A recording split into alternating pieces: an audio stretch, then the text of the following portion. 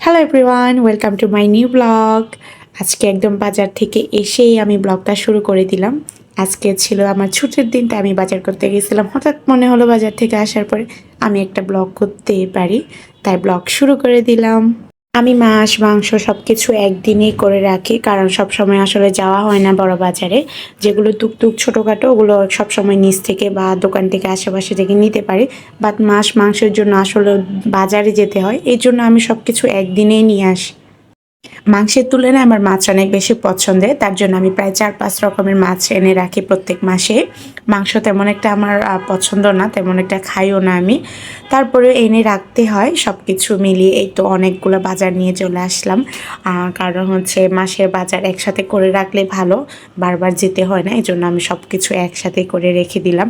এগুলো সবগুলো ধুয়ে ধুয়ে সব কিছু পলিতে করে ফ্রিজিং করতে হবে। মানে যেদিন ছুটির দিন থাকে ওই দিন আরও অনেক বেশি কাজ থাকে। একদমই মানে ফ্রি হতে হতে মনে করেন যে দুপুর পার হয়ে যায়। কিছু গুছানোর পরে যে রান্নাবান্না শুরু করে দিছে, অনেক বেশি খিদা লাগতেছিল, যেহেতু বাজারে গেলে একটু পরিশ্রম হয়, এই জন্য ক্ষুধাটাও বেশি লাগে।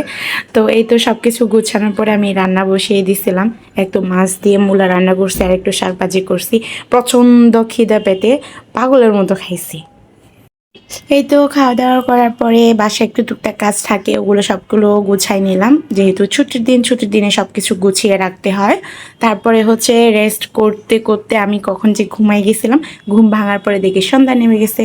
তারপরে আমি গাড়ি নিয়ে বের হয়ে পড়লাম আমার ফ্রেন্ডের সাথে মিট করার জন্য। মিরপুরে চলে আসলাম। এটা ছিল মিরপুর 1-এ, একদম স্কাই লঞ্চের সামনে অপোজিট সাইডে। এখানে আসার পরে আমরা এক ফ্রেন্ডের জন্য ওয়েট করতেছিলাম, চলে আসলে আমার ফ্রেন্ড। তারপরে আমরা ডিসাইড করলাম আমরা রোড সাইড কিচেনে বসবো, যেহেতু রুপটপ ভালো লাগে রুপটপে বসতে। আমি যে কোনো সময় সব সময় যখনই রেস্টুরেন্টে যাই আমার মনে হয় যে রুপটপগুলোই আমার কাছে অনেক বেশি ভালো লাগে, কারণ রুপটপে বসলে একটা ন্যাচারাল ভাইবস পাওয়া যায়। এই জন্য হচ্ছে রুপটপগুলোই আমার ভালো লাগে। এই জন্য রুপটপ দেখেই হচ্ছে আমরা রোড সাইড কিচেনে বসছিলাম।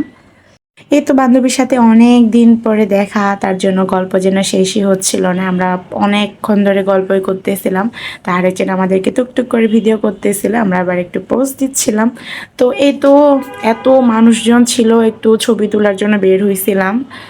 বাট একটা যে ছবি তুলবো ভিডিও করব ওইটারও কোনো একটা পরিস্থিতি ছিল না, এত পরিমাণে ভিড় ছিল। আসলে শুধু এখানেই না, যে কোনো ছুটির দিনে যে কোনো রেস্টুরেন্টে গেলেই এই একই অবস্থা, অনেক বেশি ভিড় থাকে। তারপরে কিছু করার নাই, এর মাঝে হচ্ছে যেতে হয়, কারণ হচ্ছে ছুটির দিনগুলোতেই আসলে একটু সবাই সময় বের করতে পারি একসাথে হওয়ার। তারপরে এই তো আমাদের খাবার চলে আসলো। আমরা আজকে একটা স্পেশাল কোকোনাট চিকেন অর্ডার করছিলাম। মেইনলি এইটাই ছিল আমাদের মেন আকর্ষণ, বাকিগুলো তো রেগুলার সবসময় খাওয়া হয়। তো এইটার জন্য আমরা ওয়েট করতেছিলাম যে কেমন হবে টেস্টটা, আমরা একটু এটা টেস্ট করতে যাচ্ছিলাম। রোড সাইড কিচেনে এর আগে অনেকবার খাওয়া হয়েছে, বাট এই কোকোনাট চিকেনটা খাওয়া হয়নি। এই জন্য মেইনলি ওই কোকোনাট চিকেনটার জন্যই খাওয়া। এদিকে আমার ফ্রেন্ডরা দুষ্টামি করতেছিল, তারপরে তার মাঝে ওরা গল্প করতেছিল। আমি কি করছি, আমার ক্যামেরাটা বসে আমি খাওয়া শুরু করে দিছি। যেহেতু ব্লগ করতেছি পরিপূর্ণভাবে তো করতেই হবে। অবশ্যই আমার মনেই থাকে না যে আমি ব্লগ করব। এমন একটা মানুষ, আমি ঘুরতে ঘুরতে আমি ভুলেই যাই যে আমি ব্লগ করব। তারপরেও ফ্রেন্ডরা যখন মনে করিয়ে দেয় আমি টুকটাক টুক করে একটু ভিডিও করে রাখি। ভিডিও করে রাখলেই বা কী হবে, এটা এডিট করতে আমার অনেক বেশি টাইম লাগে। যাই হোক, এই কোকোনাট চিকেনটার কথা বলি, কোকোনাট চিকেনটা অনেক মজা ছিল, একটু মিষ্টি ছিল।